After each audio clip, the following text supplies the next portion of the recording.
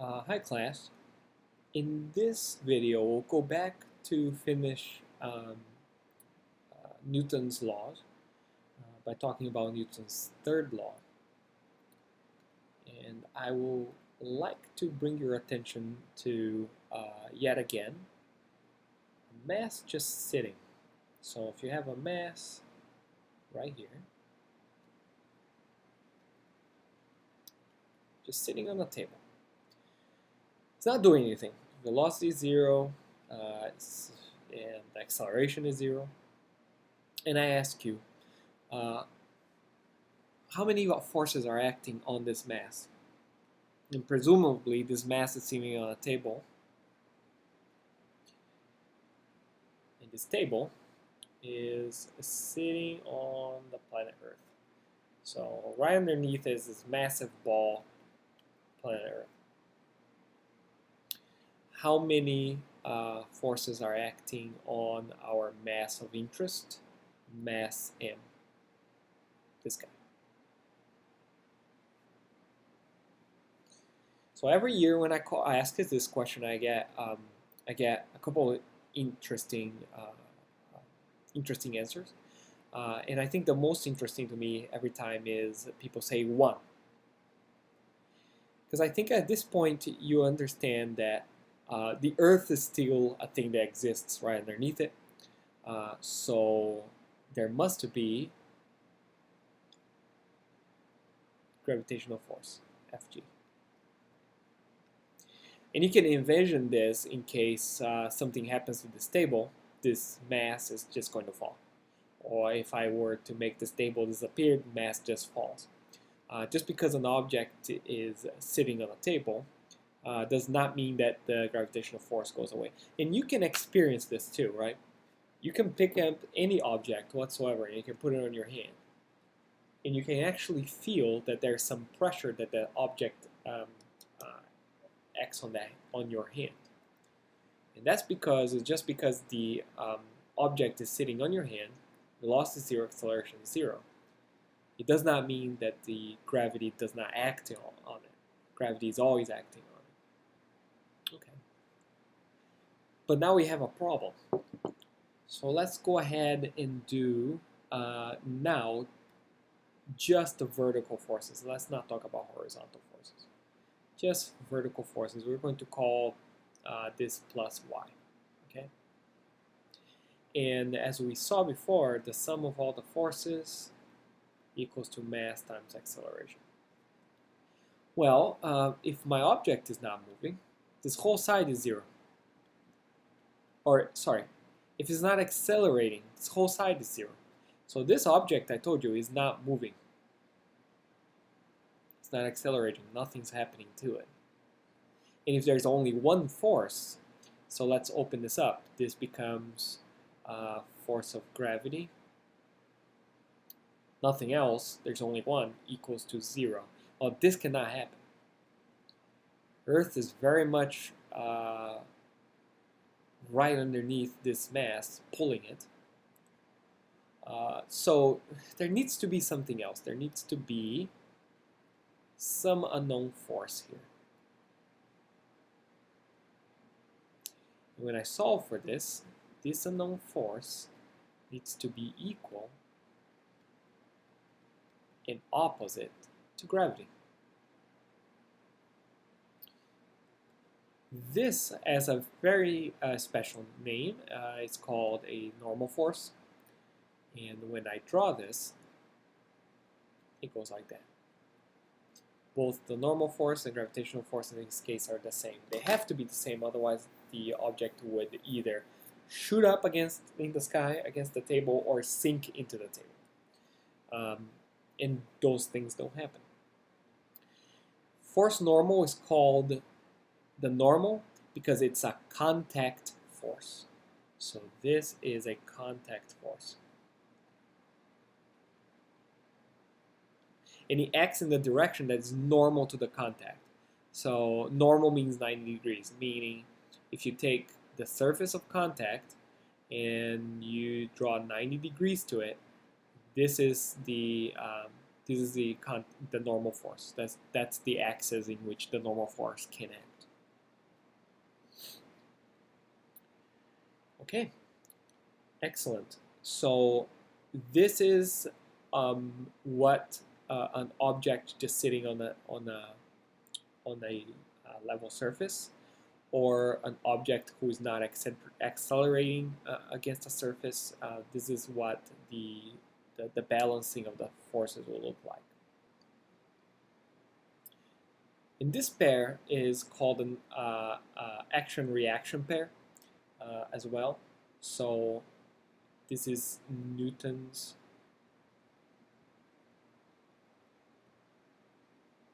third law. It is one of the most famous ones because it gets misquoted all the time. But it is that every action has an equal and opposite reaction. So in this case, for this the mass here has a force of gravitational acting on the table, and now the table acts on the mass with an equal yet opposite force, and this force is a force normal. So, so this is action, reaction.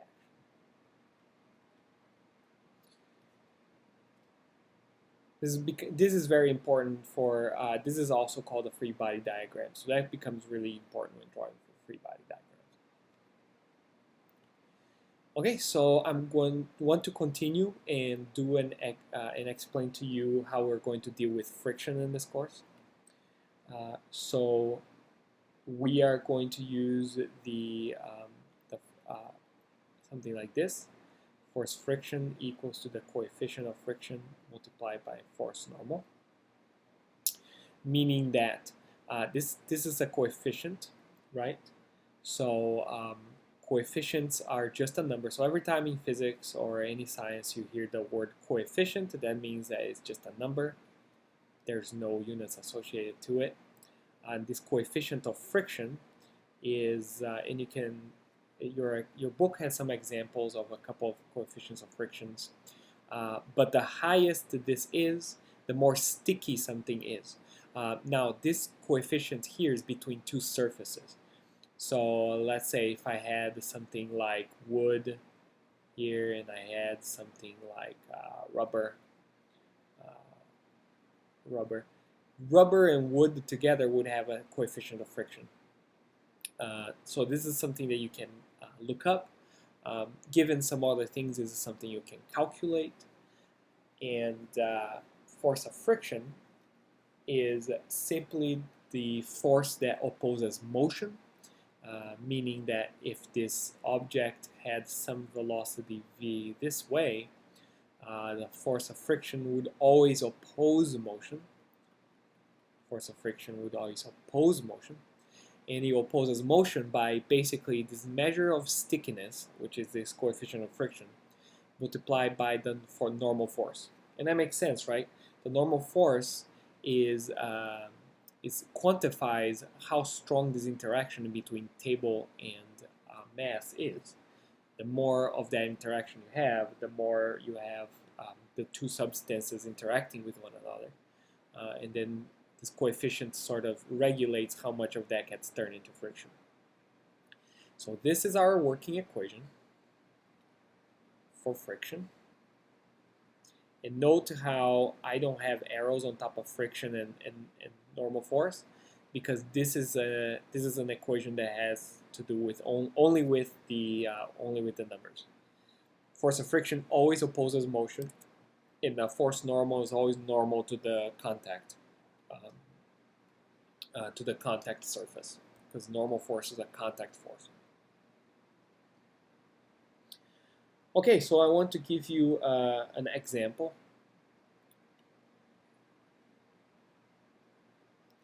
So example time.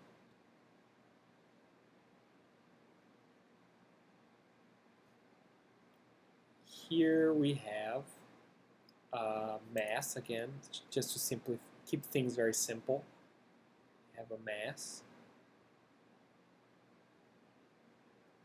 This mass has a velocity this way of 10 meters per second. And this is velocity. And it is experiencing an acceleration. And it experiences an acceleration this way. The acceleration is 2 meters per second squared. Now it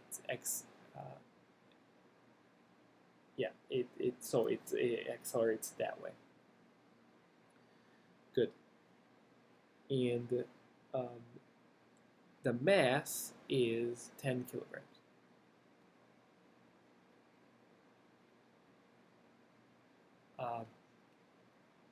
Find the coefficient of friction.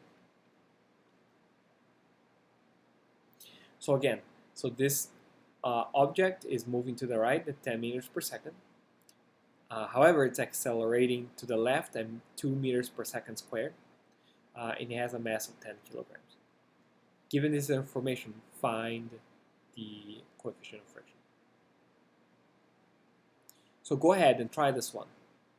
This one's a bit tricky, but I think some of you may be in the position to be able to do it. Okay, so the first step here is to identify all the forces. So the first thing you ask yourself is how many forces I have, because the sum of all the forces equals to the mass times the acceleration. And so the first one is always the case, is force of gravity. Now, this thing is not accelerating up or down, so there must be a normal force associated here. Now, this thing is also accelerating, and we didn't really say why this thing is accelerating to that direction, but since it's going to the right and is accelerating to the left it must be due to friction. So this is force of friction equals to mass times acceleration. And this is where things get tricky. And things get tricky because we are not ignoring horizontal or vertical forces. And so let me go ahead and start drawing some forces on the object. So first of all, force of gravity, that goes this way. The other force, normal goes this way. And then force of friction will go this way. Now we're working with two directions and we're working with three forces. And this is a good time for me to introduce something called a free body diagram. Do you remember when we were talking about vectors? Vectors can be moved and you can put them all in, they can be moved around and then you can just add them up or subtract them as long as they're the same unit. So a free body diagram is something in which I define some coordinate axis. In this case, I'm going to call X and Y. And then I'm going to draw my forces. So I have force of gravity here. I have force of friction here. And I have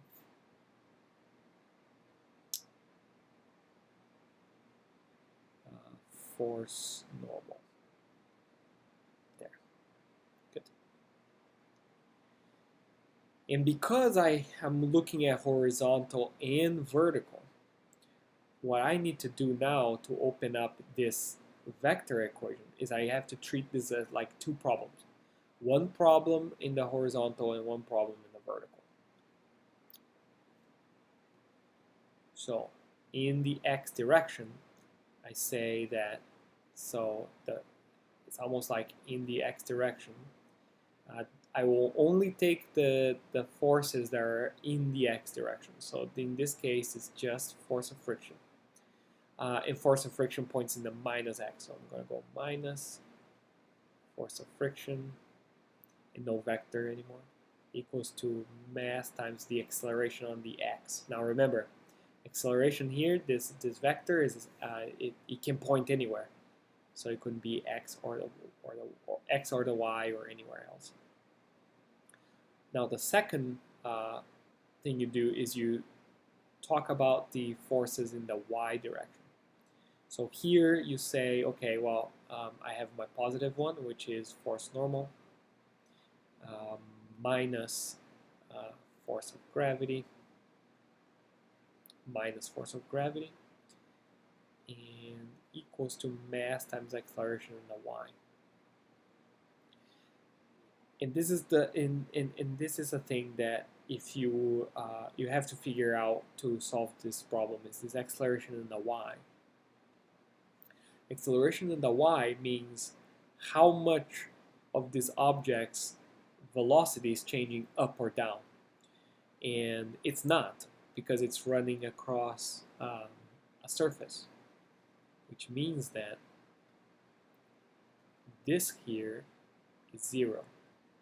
So this whole side of the equation is 0. And what I can say then is that the force normal here equals to the force of gravity. So we know force normal because force normal is force gravity, and we just happen to know that this mass 10 kilograms. Okay.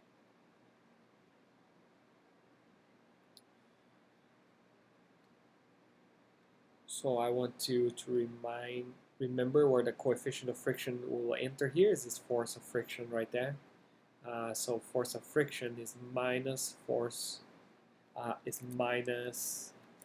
so actually I'm just going to open a parenthesis in red here to be explicit about my substitution. The coefficient of friction times force normal equals to mass times acceleration in the x. Now acceleration in the x, we do know that is minus 2 meters per second squared. As in, it's 2 meters per second squared to the left, so it's minus. Now this force normal here is equal to force of gravity. We know what that is. Force of gravity equals to mass times acceleration in the x. And something interesting happens here. If you open the force of gravity, this is mass times gravity equals to mass times acceleration in the x. Now what happens is mass goes away, and you're left with just the expression for the coefficient of friction equals to minus acceleration in the x over g. Over g. So this is minus 2 meters per second squared divided by 10 meters per second squared. And as we said, the coefficient of friction holds no units, right? So all the units will go away here. Minus and minus go away, so all you're left with is just a number. And that number turns out to be 0.2.